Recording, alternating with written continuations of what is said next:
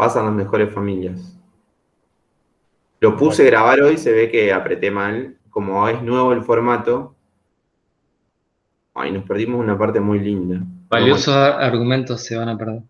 sí, sí, una pena porque, bueno, los que se incorporan a la clase, perdimos como 15 minutos de clase que no pusimos a grabar o apretamos mal los botones en función de esta nueva metodología de Meet. Cualquier cosita le preguntan a quienes estuvieron presentes que la tienen re clara y seguramente sabrán decirles. Eh, Continuamos un poco. Hablamos básicamente del consumo, del ahorro, de los contextos. Hoy está complicado para ahorrar. Hoy está complicado. Hoy Sí, está muy complicado para ahorrar. Son muy pocos los sectores que ahorran. sí, Ustedes, sí. a ver quiénes están ahí. ¿Ustedes tienen capacidad de ahorro o no? Así nos enseñan a nosotros lo que estén ahorrando. yo muy poca, casi nada. Ah, pero tenés importante. Así sea un 5% de tu ingreso, ya es importante. Trato de que algo guardar, cuando puedo, sí. Siempre uno trata de tener un pequeño respaldo, pero bueno, a veces no se puede. La mayor parte de la población no puede. Claro, no, Y yo hay porque otra soy solo, digamos, población, no, pero si tuviera como hijo o yo algo, les no creo. digo, hay otra población, y yo soy de esa postura, eh, que no ahorra, pero si quiere acceder a bienes o a servicios que no formen parte de su consumo esencial, lo que hace es acceder al crédito, ¿sí? Entonces, lo que te permite O el crédito, sea, supongamos, gastan más de ¿eh? lo que ganan, digamos. Claro, no sé si gastar mal o ganar, porque, o sea, decir, bueno, yo de 100 pesos que tengo consumo 80 y ahorro 20. Bueno, voy a decidir que de esos 100 pesos sigo consumiendo 80, pero con los 20 restantes, en vez de ahorrarlos, accedo al crédito, ¿sí? La diferencia entre el ahorro y el crédito, supongamos si yo quiero ahorrar para comprarme un auto, ¿no? Y con ese ahorro el auto lo voy a tener dentro de 4 años. Pero ¿qué pasa? Si yo saco un crédito, el crédito lo voy a empezar a pagar, quizás me va a salir más caro por el efecto del valor tiempo del dinero, pero yo voy a empezar a disfrutar de ese bien a partir del momento cero, ¿no? Dentro de 4 años, que no sé cómo va a ser el contexto y si me va a permitir ahorrar. Yo soy un poco más de esa postura. Los sectores medios muchas veces accedemos y además cuando tenemos ese crédito nos permite muchas veces rediscutir nuestras finanzas propias, digamos. Tiene que ver con eso, con cómo nos vamos administrando. Pero le estamos ganando al tiempo cuando accedemos al crédito para comprar un bien hoy y no esperamos 4 años a ver si el ahorro nos... Porque dentro de 4 años no sabemos qué puede llegar a pasar. Tampoco pagando un crédito, pero vos ya de última lo estás fijando en el tiempo. Son posturas, hay de todo. A veces uno ahorra solamente por el hecho de ahorrar y no tiene pensado específicamente para qué va a utilizar esos ahorros. ¿Se entendió un poco? Sí, sí. Bien, fíjense todo lo que charlamos en esas dos. Qué charletas, ¿eh? Acá hay una que se repite. Bien. Estos cuadros muchos están de más. Fíjense, ahorro es el ingreso menos el consumo y así. El ingreso es el consumo más el ahorro, de lo que estábamos hablando recién. Yo tengo un ingreso de 100 pesos, consumo 80 y ahorro 20. O el ahorro es el ingreso menos el consumo. La propensión marginal a consumir, no le vamos a dar, pero leanla. ¿Sí? Determinantes del consumo. Miren qué buen tema es. Que puede llegar a ser una pregunta de examen. El ingreso permanente es el nivel de ingresos que percibiría un hogar cuando se eliminan las influencias temporales o transitorias, como pueden ser una gran sequía, una crisis acusada o beneficios totalmente imprevistos.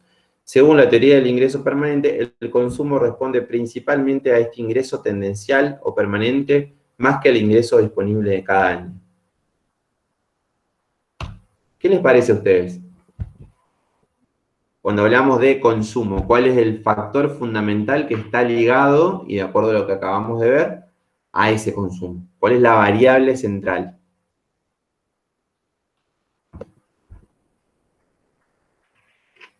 El ingreso. El ingreso.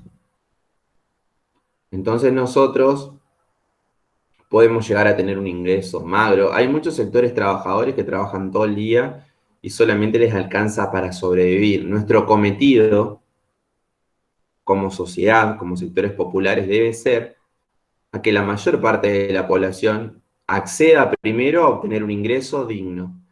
Y segundo, que ese ingreso digno no solamente le permita sobrevivir, sino que también le permita vivir. No solamente eso tiene que ser para ustedes profesionales futuros del turismo, sino también para todos los sectores de la población, ¿sí? Para aquellos que se dedican a tareas de cuidado, a tareas domésticas, a tareas de la construcción, comerciales. El desarrollo, en definitiva, de nuestros pueblos, de nuestra sociedad, va a estar dado por eso.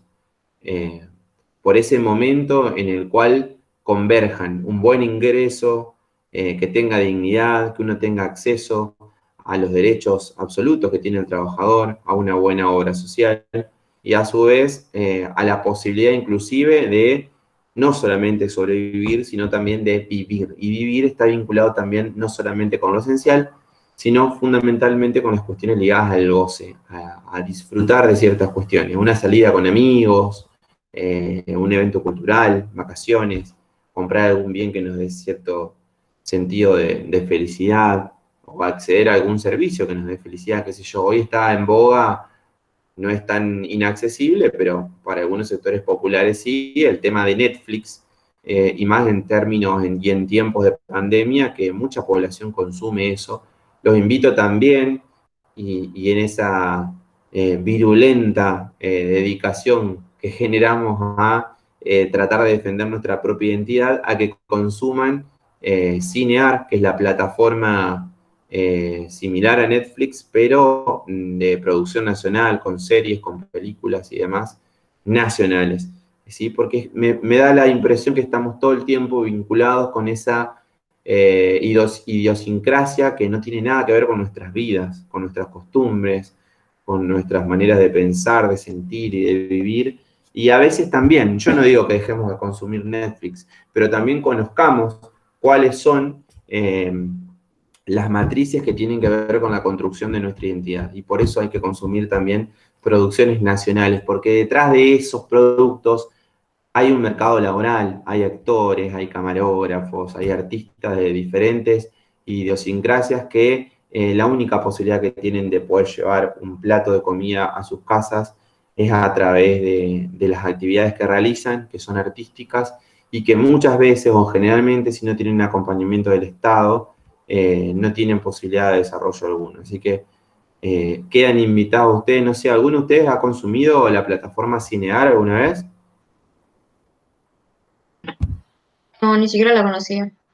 ¿No? Bueno, búsquenla en la Play Store, pueden acceder a la página, se lo vean y tienen muy buena producción, películas, series, de todo. Vean un poco, consuman. Parecen dos realidades distintas, porque de producciones nacionales en Netflix solamente van a encontrar aquellas que estén ligadas a grandes taquillas, ¿no? Como por ejemplo El Marginal, que tienen una enorme cantidad de recursos en superproducción y demás, pero, o algunas que son producidas específicamente por Netflix. Pero después hay otras, yo he visto historias espectaculares ahí en Cinear que merecen ser acompañadas y tienen que ver con nuestra identidad. ¿Cristian? Sí, totalmente. No, por ahí lo que decías vos, que el ingreso, o sea, también está relacionado con el nivel de precio y esto, porque ¿qué es lo que nos pasa hoy? Que suben mucho los precios y nos socavan lo que es el ingreso nominal. Entonces terminás que, digamos, pues no te alcanza. Eh, o sea, el ingreso real se deteriora. Así que está relacionado no solo con lo nominal, con lo que uno gana, sino que con el nivel de precio. Bien. Y otro efecto determinante está muy bien, el aporte del profe Cristian, es el tema de la riqueza, la diferencia entre el ingreso y la riqueza, que el ingreso es algo actual, es algo del momento, y la riqueza es como una acumulación a lo largo de nuestra historia, ¿no? A lo largo de nuestra vida. Generalmente, quienes laburamos no tenemos extensiones de riqueza, tenemos lo justo y necesario, salvo aquellos que han podido acceder a mayor cantidad de bienes. Pero la mayoría es como que nos involucramos y nos identificamos específicamente con el ingreso. Y lo que dice Cristian también es una variable muy importante, la afección que tienen los precios, que es lo que pasa en la actualidad, ¿no? Desde este proyecto político que hoy gobierna en la Argentina, en muchos casos se han inyectado recursos, sobre todo en los sectores más marginados de la población, pero esos recursos, si no tenemos un Estado presente que logre controlar la formación de precios por parte de las grandes corporaciones económicas, terminan siendo otorgados justamente a esas corporaciones económicas vía aumento de precios. Si hay un programa social que el ciudadano lo cobra a 4.000 pesos y se lo aumentamos a 5.000, y esos 4.000 pesos no son para comprar dólares ni para irse de vacaciones a Bariloche, son para comprar fideo, harina de maíz, polenta y ni siquiera carne porque está muy cara. Y las grandes corporaciones formadoras de precios, sobre todo en el rubro alimentario, lo que hacen es aumentar el precio de la polenta, del maíz, del girasol, de los fideos, y eso termina licuando el aumento que se le da a los sectores populares a través del Estado. Entonces, no solamente el Estado amerita tener un shock distributivo en términos de mejorar la situación de este sector de la población, que es cada vez más importante, sino también controlar aquellos enormes ejércitos corporativos que forman precios y que determinan una pérdida estrepitosa en la calidad de vida del conjunto de la población. No sé si se entiende un poco la idea. Pregunta para examen: determinantes del consumo, el ingreso, la riqueza y, por ejemplo, lo que decía el profe Cristian, los precios.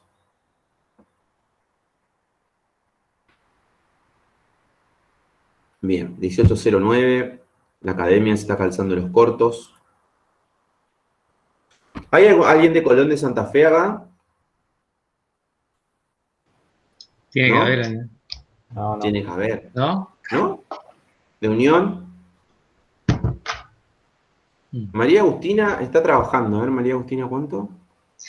Qué grande. Está trabajando y está escuchando la clase. La verdad, me llena de orgullo que pase eso. Mayra Agustina. Hola, profe, ¿cómo va? ¿Qué estaba haciendo? Y estoy trabajando acá en el laboratorio del San Martín. Ah, ¿sí? ¿Sí? En el laboratorio de San Martín, ahí a pleno con todos los casos de COVID y demás. Sí, sí, sí. Está pasando cosas que el año pasado no pasaron, digamos. Está todo colapsado. ¿Le podemos dar un aplauso a Mayra por el laburo que está haciendo y nos está salvando la vida a todos? Ella y miles de argentinas y argentinos. Vamos de acá. Además me llena de orgullo que esté tratando de acceder a la clase en este momento. Hasta me emociona, sinceramente. Mayra, ¿y qué sos enfermera? Bueno, dentro de sus posibilidades no vamos a poder tener una charla con ella, pero dentro de sus posibilidades. Acá. No, soy administrativa y sí, curso así la carrera, profe, así como esta materia, como en otras. Bueno, Bueno, también. ojalá te vaya bien y que podamos aportar algo desde aquí para que puedas seguir creciendo. Hoy sí, Bueno. yo me voy a la hora de recibirme para poder salir. No, no Sí. abandones. No. No. Nada, Me no gusta Y abandones. aparte. siempre, nunca abandonen, nunca dejen de estudiar, ¿eh? Por ahí No, pueden llegar lo, a... Ujú. hago como materias que puedo al año, depende cómo me voy sintiendo, pero no, nunca dejé de estudiar, digamos. Muy bien. Bien. A mí se me ocurría también plantear a las autoridades de la universidad que cuando esto vuelva a un escenario de normalidad y de presencialidad, también tener la posibilidad de tener la alternativa virtual, ¿no? De poder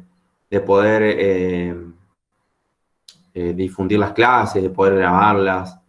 Sobre todo, para mucha gente, a mí me tocó venir desde el interior a estudiar y era carísimo pagar un alquiler, comer, todo. Y quizás uno quedándose en su pueblo, en sus casas, puede llegar a acceder desde otra forma. Me parece que en este sentido, la virtualidad, que muchas veces termina siendo excluyente, puede llegar a ser un punto positivo para darle incorporación a aquellos sectores que, de lo contrario, les costaría muchísimo poder llevar adelante la actividad. Inclusive aquellos que trabajan, fíjense que Mayra, dentro de sus posibilidades en el laburo, hoy puede estar presenciando esta clase. O después la puede estar Sí. presenciando vía YouTube también. Claro, yo si no existiría la virtualidad, creo que no podría seguir con la carrera, porque ya hago esto, digamos, por ejemplo, el miércoles, jueves también trabajé tarde, y bueno, hubo mucho trabajo que no pude.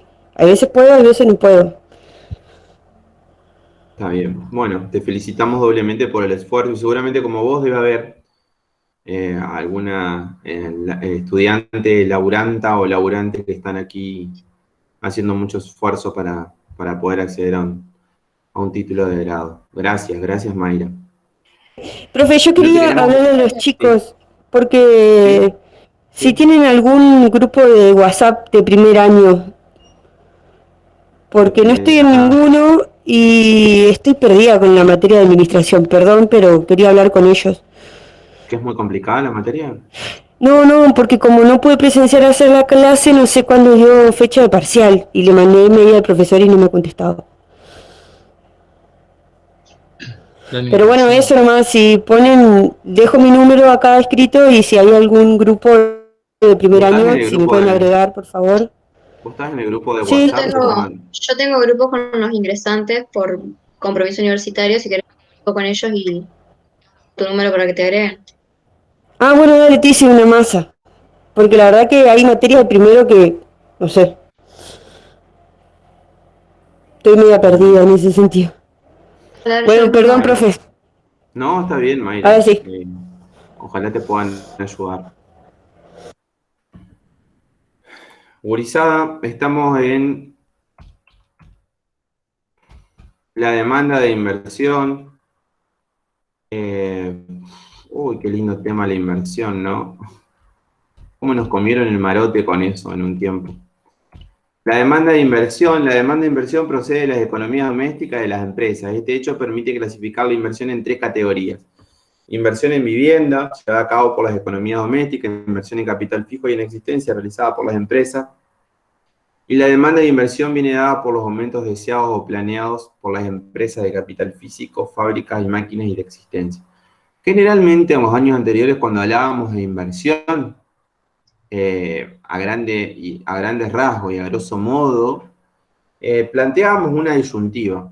Las inversiones que estaban destinadas a producir, que eran las que realmente necesitaba el país, y las inversiones que están destinadas solamente en términos especulativos, que no generan ninguna actividad productiva y lo único que hacen es concentrar riqueza para algunos pocos poderes concentrados. Es necesario que nosotros hagamos una distinción entre esos dos tipos de inversiones para que sepamos que toda inversión que no genera trabajo es una inversión que no sirve. Y durante mucho tiempo en Argentina, en los últimos años, llegaron capitales del exterior que estaban íntimamente vinculados a un negocio financiero. No generaban ningún tipo de actividad productiva, por ende no generaban para nada trabajo, y lo único que hacían era esquilmar las finanzas del país para concentrar los recursos en pocas manos, que no necesariamente tenían que ver con fondos nacionales, sino esencialmente con fondos internacionales. Se llevó adelante lo que se denominó acá en Argentina la bicicleta financiera. Quizá puede llegar a ser medio complejo, pero a grandes rasgos la bicicleta financiera, y ayer fue el día de la bicicleta, por eso me acuerdo, en algún momento se creó una secretaría de bicicletas acá en Argentina. Bueno, ¿en qué consistía? Llegaban dólares de afuera, supongamos $1.000, ¿no? Sin ningún tipo de restricción, de nada. Acá en Argentina se pagaban tasas de interés altísimas, las más altas del mundo, en un muy breve plazo. Entonces el inversionista venía, ponía esos fondos muchas veces mal habidos, los pasaba a pesos, generaba una renta muy importante en términos de pesos, después los volvía a pasar a dólares y los fugaba. Hacía un gran negociado con las finanzas del país se enriquecía, no generaba ninguna actividad productiva, ningún puesto de trabajo, y eso obviamente terminaba repercutiendo en forma negativa en el desarrollo económico de nuestro pueblo. Es para que ustedes lo tengan en cuenta. Eso es lo que se llamó bicicleta financiera. Se dio en el periodo de la dictadura en la Argentina, desde el 76 al 83, y se dio también de 2015 a 2019 con el Festival de Bonos que se realizó y que terminó generando una fuga de divisas de casi 90.000 millones de dólares en el país, que no sabemos dónde están, pero que hoy estaríamos necesitando para poder poner en marcha el aparato productivo del país. Cristian, no sé si querés decir algo. O sea, esa fuga de divisas de la que vos hablás, o sea, quedó como deuda nuestra, deuda externa nuestra, a cambio de nada, porque, o sea, fueron inversiones especulativas que entraban al país, que hicieron ganancias en dólares y se fueron, o sea, y a nosotros nos queda la deuda externa porque después el Estado, el país, tiene que devolver todos esos dólares que pidió, porque eso lo hizo con dólares prestados, no dólares propios.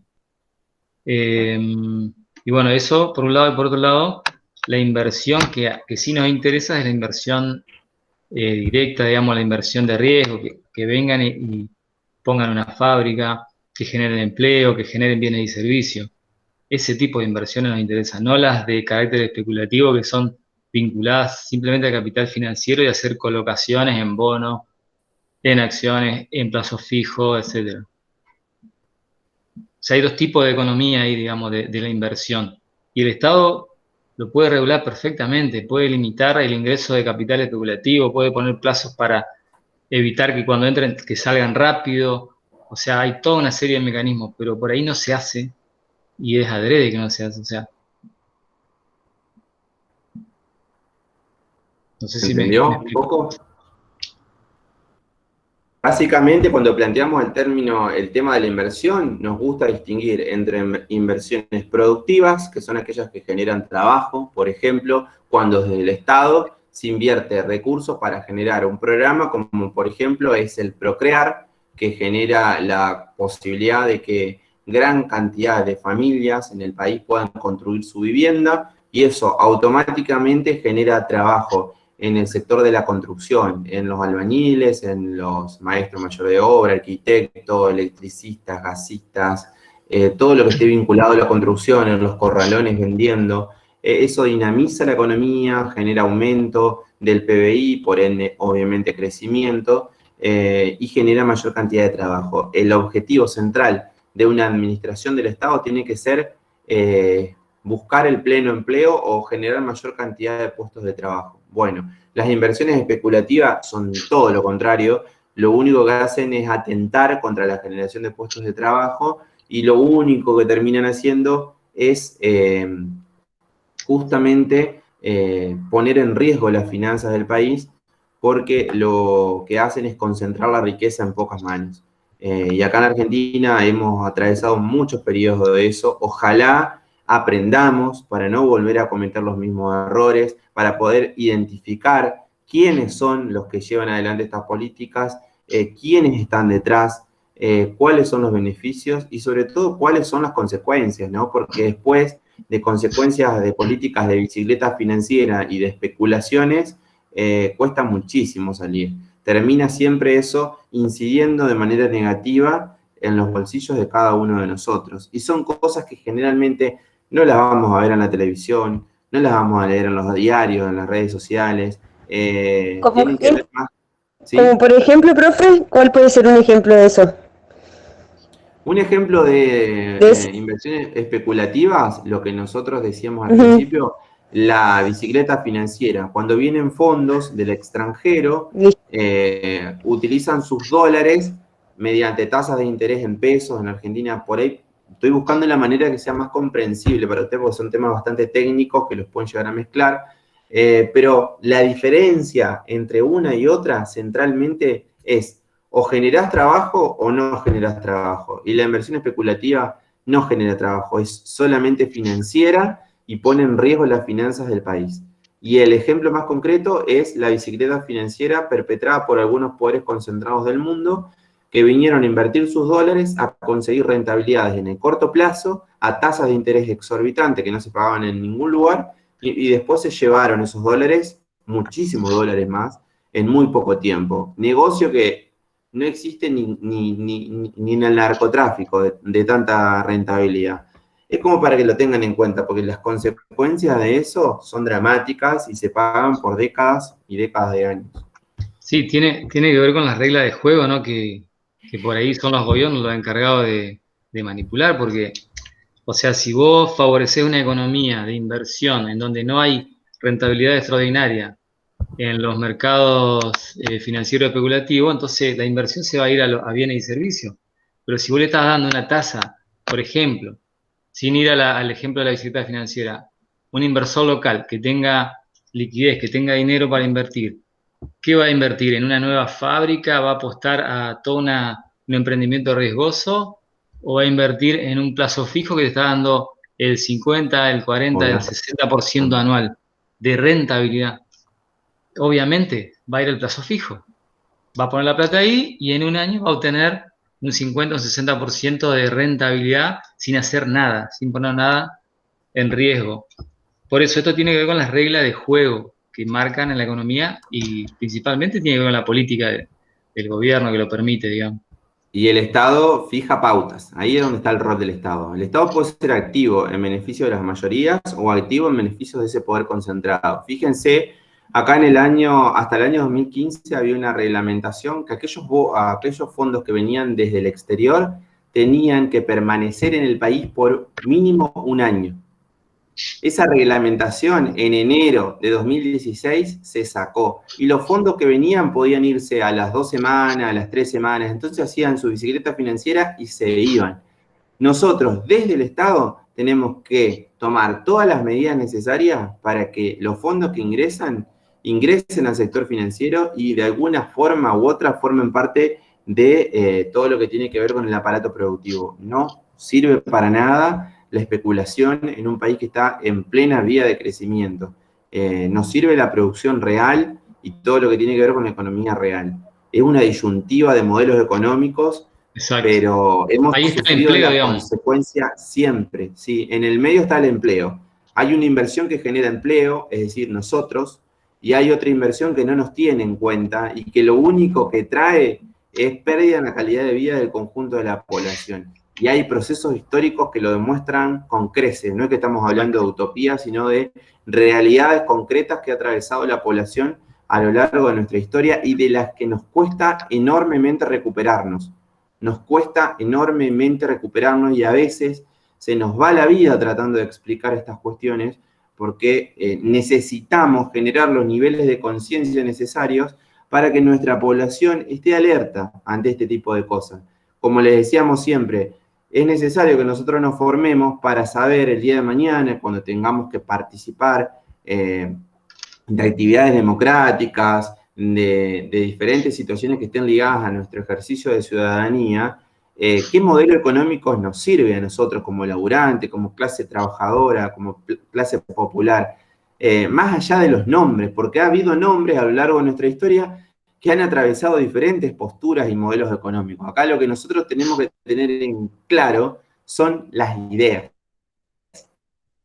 ¿Qué tipo de inversiones nos sirven? ¿Qué tipo de cambio necesitamos para que el país crezca? ¿Qué tipo de salarios necesitamos? ¿Cómo tienen que ser los servicios? ¿Sí? Todo ese tipo de cuestiones necesitamos tener bien claras cuando lleguemos al final de esta materia para que nadie nos venga después a inventar un marketing desde el escenario económico, desde el escenario político y nos vendan cualquier cosa. Si nosotros estamos bien parados desde el conocimiento, vamos a lograr tener nuestras propias herramientas para discernir qué es lo que nos va a beneficiar, no solamente en términos individuales, sino también, y lo que es mejor, obviamente, en términos colectivos, porque no hay posibilidad de desarrollo individual si no hay un desarrollo colectivo que nos haga crecer a todos. No sirve de nada que a Tiziana le vaya bien y al resto le vaya mal. No, lo que nos sirve es que a todos nos vaya bien, ¿sí? No sé si nos explicamos, pero un poco la idea es esa. Discernir entre inversiones productivas e inversiones especulativas. Exactamente. Bien. son 30 filminas, las vamos a terminar, no lo puedo creer, porque vamos a hablar de política fiscal, ¿sí? Si ustedes ven que hay filminas que yo voy pasando, qué sé yo, y no le di mucha importancia, véanlas, hagan las preguntas que necesiten. Nosotros, o esta noche, o mañana vamos a colgar las preguntas de la unidad 4, depende de los humores que tengamos. Y en función de eso, ya van a tener todas las herramientas para poder estudiar la No unidad quiere 4. decir, depende cómo salga el partido, profe. Conviene que gane Claro, Racing a ustedes. sí, generalmente las emocionalidades nos afectan, digamos, y nosotros los que formamos parte del colectivo de argentinos y argentinas siempre estuvimos muy ligados a la pasión del fútbol. Quizá hay estudiantes acá que no les interesa mucho, a mí sí. Pero bueno, en eso estamos. La política fiscal es lo que hablábamos al principio. ¿Hace calor o me parece? Humedad Así terrible. es. Está asqueroso. Está tremendo, Muy sí. húmedo. Bueno, hablábamos en el sentido de tener un Estado presente, regulador, o un Estado ausente, o presente en favor de ciertas minorías o de poderes concentrados. Según el libro de Mochoni Becker, la política fiscal, integrada por los programas de impuestos y gastos públicos, involucra la intervención del Estado para incidir en la actividad económica y tratar de moderar los ciclos económicos. A veces, desde ciertos sectores ligados a la heterodoxia económica, el término gasto público se lo reemplaza por inversión pública, ¿sí? Tiene que ver con una manera ideológica de plantear las cuestiones, pero, por ejemplo, el gasto en educación se llama inversión en educación, ¿sí? Porque se supone que desde el Estado, si se apuesta en términos de crecimiento, de desarrollo del país, si se apuesta a la industria del conocimiento, como es la educación, vamos a obtener mayores capacidades para generar ese desarrollo que pretendemos. Entonces, no es menor plantear lo que para muchos es gasto como inversión, porque el término inversión nos permite defender con otros elementos, con otras herramientas, cuando se trata de menospreciar o de socavar o de estigmatizar el conjunto o el término de gasto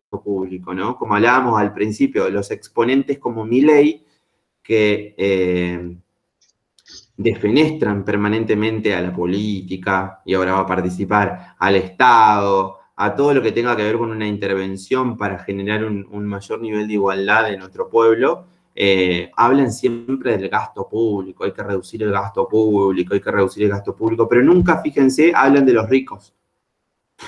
Nunca hablan de la concentración de la riqueza y de los ricos. Hablan de bajar los impuestos. ¿Cómo se financia un Estado? ¿Cómo se financia un Estado? Con impuestos para poder generar mayor calidad de vida a los sectores populares. Acá lo que tenemos que rediscutir en todo caso es qué tipo de impuestos necesitamos, a quiénes le vamos a cobrar impuestos, a los más ricos, a los más pobres, a los sectores medios, ¿sí? Pero los gastos tienen que ser, desde nuestra perspectiva, los necesarios para que el conjunto de la población tenga una calidad de vida digna, ¿no? Y todo lo que suene a concentración de la riqueza y a mejorarle el bolsillo a los poderes concentrados, para nosotros siempre tiene que estar en plena discusión. Pretendemos una sociedad que se vincule con la felicidad de la mayor parte de sus habitantes y no con un segmento minúsculo y minoritario. Vaya la redundancia. Sí, por ahí vos decías Milei y todo este tipo de economistas, que en realidad no son economistas o periodistas, que están en la mayoría de los medios, en realidad son empleados de una empresa o de un poder económico y obviamente hacen lobby o laburan para esos patrones, no lo hacen en beneficio de las grandes mayorías. O sea, hay que tener en cuenta eso también. En nombre de quién hablan, esos que se paran ahí como periodistas o economistas. Por eso mismo, decíamos tener un criterio propio, desarrollar herramientas básicas como para poder analizar la realidad y poder ser críticos de todos los que nos dicen y poder discernir, bueno, qué nos conviene realmente a nosotros. Se va Tevez de Boca, que no quiso pagar el impuesto a la riqueza. Porque erró el penal. Erró el penal ante la Racing. Sí. Bueno, La política fiscal, ¿se acuerdan cuando dimos? Esto lo tienen que saber, el PBI, ¿qué es el PBI? ¿Cómo se compone el PBI? Es el consumo, más la inversión, más el gasto, más las exportaciones netas, ¿sí? Eso lo dimos bien en la clase pasada, va a estar dentro del cuestionario de preguntas.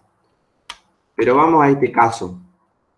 ¿Cómo clasificamos a los ingresos públicos? Estamos en la unidad 4, que habla del papel del Estado en la economía, y tenemos diferentes características de ingresos públicos. Esto suele ser pregunta de examen, pero está bien que ustedes puedan discernir de qué se trata eso. Por ejemplo, corrientes, tenemos los tributarios y los no tributarios. Los tributarios son, por ejemplo, impuestos, aportes a la seguridad social y aranceles, cuando hay cierta contraprestación o algo que interviene en el medio, y no así en los no tributarios, que forman parte de algo fijo que el Estado te cobra por el solo hecho de formar parte de una ciudadanía, ¿no? O sea, la tasa de higiene y limpieza de la municipalidad y demás. ¿Se entiende un poco ahí? Pero eso está vinculado con lo corriente. Dentro de lo no corriente tenemos algo que forma parte del ingreso del Estado, que muy pocas veces se habla, y que ha sido uno de los grandes problemas de toda nuestra historia. Fíjense, endeudamiento público y ventas de activos, privatización. Justamente hay modelos económicos en el país, cuando hablamos de que no todo es lo mismo, que han estado caracterizados por esto, ¿no? Endeudamiento público y venta de activos. Hoy la Argentina se encuentra en el escenario de mayor endeudamiento de su historia. ¿Vieron ahora cuando se festejó el 25 de mayo, ahora en breve se va a festejar el 9 de julio?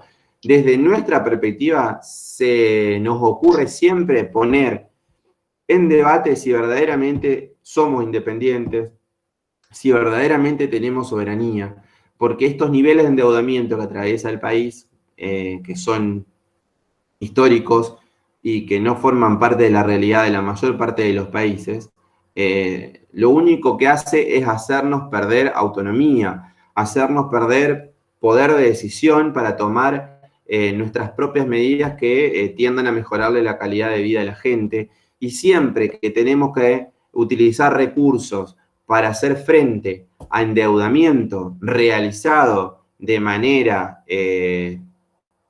mínimamente ilegal, bochornosa, irresponsable, irregular, lo que hacemos para poder pagarle a un agente del exterior es detraer recursos del presupuesto que podrían ser utilizados para mejorarle la calidad de vida de la gente. Entonces, no debe ser una temática que nosotros, a quienes nosotros no nos interese, sino todo lo contrario, debería ser una temática que forme parte de las principales agendas de nuestras vidas, porque a causa del endeudamiento quizá debe ser el punto de mayor restricción a lo largo de nuestra historia y el elemento y la herramienta de principal sumisión a lo largo de nuestra historia. Las grandes corporaciones y los países más desarrollados del mundo lo que hacen con nosotros es generar todo un sistema de endeudamiento para que nosotros perdamos niveles de independencia, de soberanía, de autonomía. No es menor. Hoy la Argentina debe casi el 100% de su PBI. Estamos en una situación muy difícil para resolver ante el mundo y ojalá lo podamos solucionar a la brevedad. Para solucionarlo lo que necesitamos es crecer. Y para crecer lo que necesitamos es comenzar a distribuir recursos, como lo decíamos anteriormente, desde la escuelita keynesiana, desde los sectores populares hacia arriba y no desde arriba hacia abajo. Que eso quede siempre bien en claro. Pueden coincidir o no, pero siempre nosotros nos sometemos al rigor científico de los procesos históricos y lo que han demostrado a lo largo de justamente de la existencia de la humanidad. Inyectando recursos en los sectores populares, se sale de las grandes crisis y se generan desarrollo de los pueblos. En cambio, si lo hacemos desde arriba hacia abajo, lo único que obtenemos es concentración de la riqueza. El endeudamiento es una fuente de ingreso del Estado, lamentablemente ocasiona muchísimos problemas, quizá el problema más importante, y la otra son las ventas de activos o privatizaciones. Aquí en Argentina, durante la década del 90, se produjeron muchísimas privatizaciones que rifaron el patrimonio del Estado. Fíjense que había dos combos excepcionales: el endeudamiento y las privatizaciones, las dos cosas hacían. Es decir que teníamos recursos porque la economía crecía y demás, pero nos sustentábamos en variables que iban a terminar concluyendo como terminó pasando, ¿no? Con desocupación superior al 20%, con actividades productivas cada vez más escasas y con especulación cada vez más creciente. Así terminó la Argentina a fines de la década del 90, en la crisis de 2000-2001, porque una de las características centrales eran el endeudamiento y las privatizaciones. Hubo sectores del país, y me atrevo a hacer un breve comentario acá porque tiene que ver con esto. El otro día se presentó un proyecto desde ANSES para incorporar a casi 200.000 mujeres que tienen edad de jubilarse y que hoy no pueden jubilarse. ¿Por qué? Porque en el año 2016 se cortó la moratoria previsional que tenía vigencia desde el año 2006.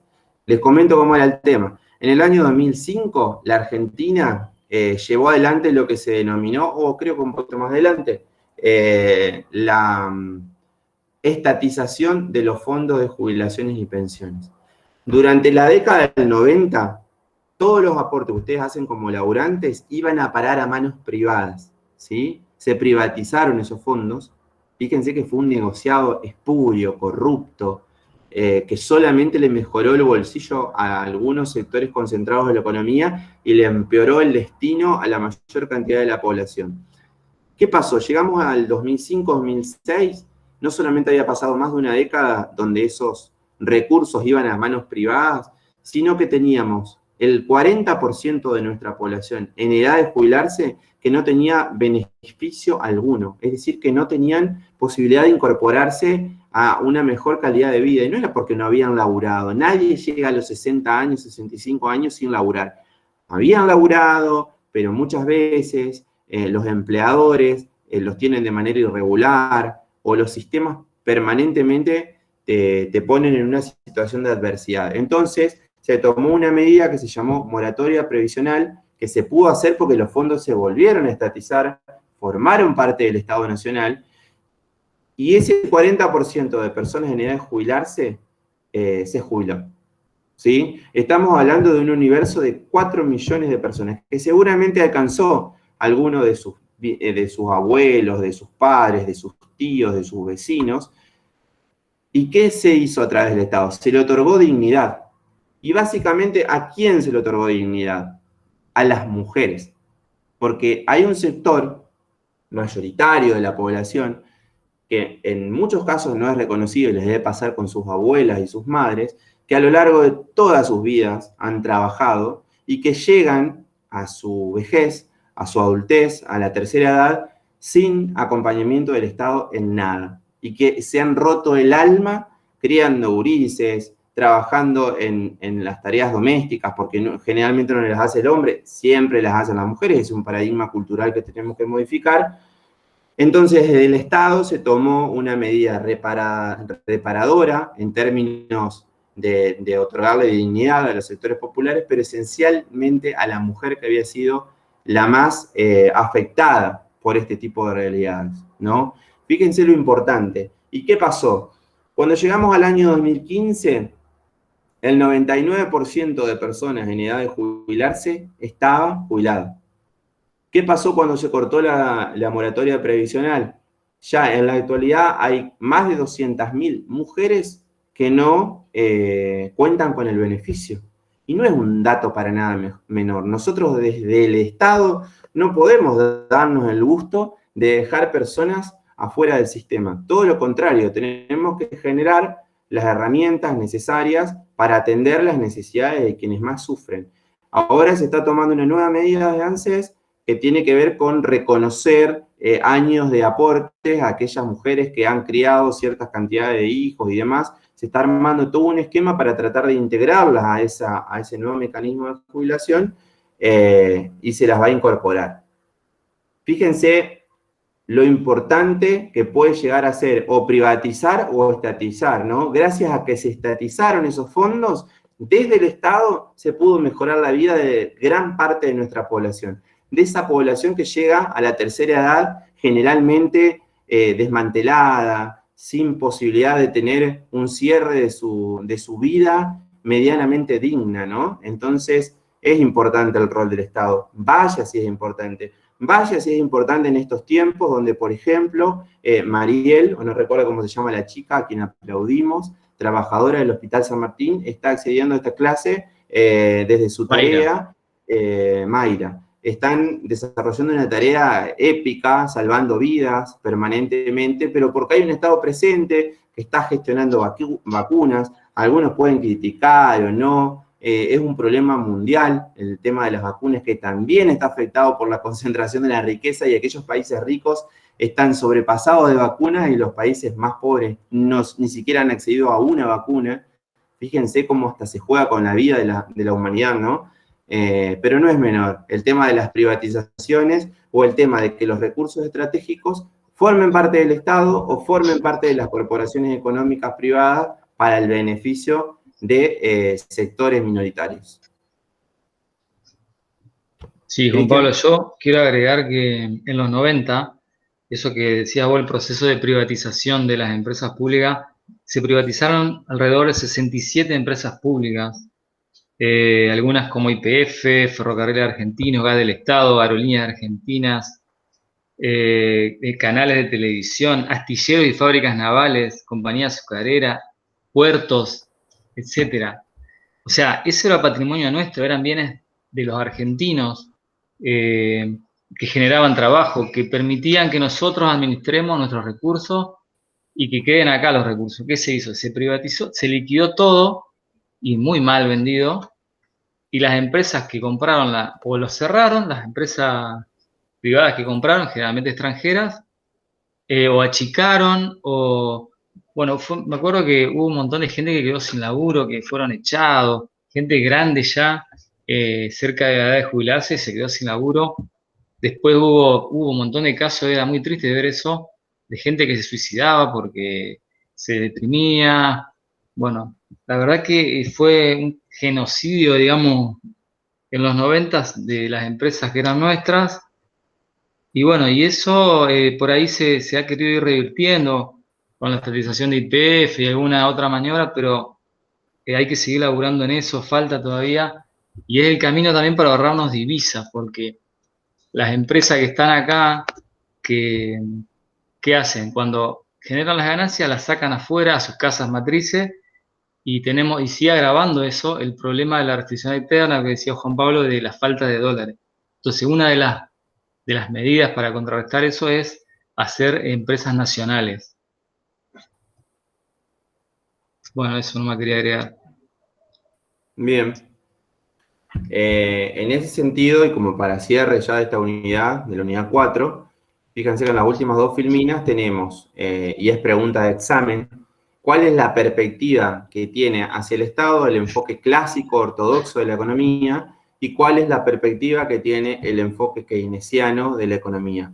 De ambos ya hemos hablado, ahí tienen un poco de detalles en función de las características, pero a grandes rasgos es eso, lo pueden profundizar con el libro, pero queda muy claro. Un enfoque, el tradicional, es pro mercado, con un Estado débil, con un Estado totalmente vapuleado por los concentrados poderes de la economía, y otro es un Estado presente, un Estado partícipe de las acciones que le lleven felicidad a la mayor parte del pueblo. Todos son perfectibles, obviamente, todo es discutible, pero básicamente y a grandes rasgos esto termina siendo la unidad 4, donde hablamos del Estado, al cual pertenecemos a través de la universidad pública y a la cual defendemos, porque de lo contrario la mayor parte de nosotros no hubiera podido o no podría acceder a la educación universitaria, que por cierto, en otros países aquí cercanos, no solamente no es popular, sino que tampoco es gratuita y cuesta una enormidad poder acceder a un título. Así que defendamos esto, trabajemos para que siempre exista universidad pública, para que nuestros hermanos, nuestros hijos, nuestros vecinos puedan siempre tener la posibilidad de estudiar, de mejorar, de adquirir conocimiento, porque eso va a ser en definitiva lo que nos va a hacer crecer como país y como sociedad. Hasta aquí llegamos, que a las 7 ganen mejor. Nos encontramos la semana que viene para hacer un repaso de las 4 unidades, para ver los resultados de los trabajos prácticos que vencen la semana que viene, y ya el viernes 18 vamos a estar tomando el examen. Terminamos las unidades del primer parcial, así que estamos contentos y contentas.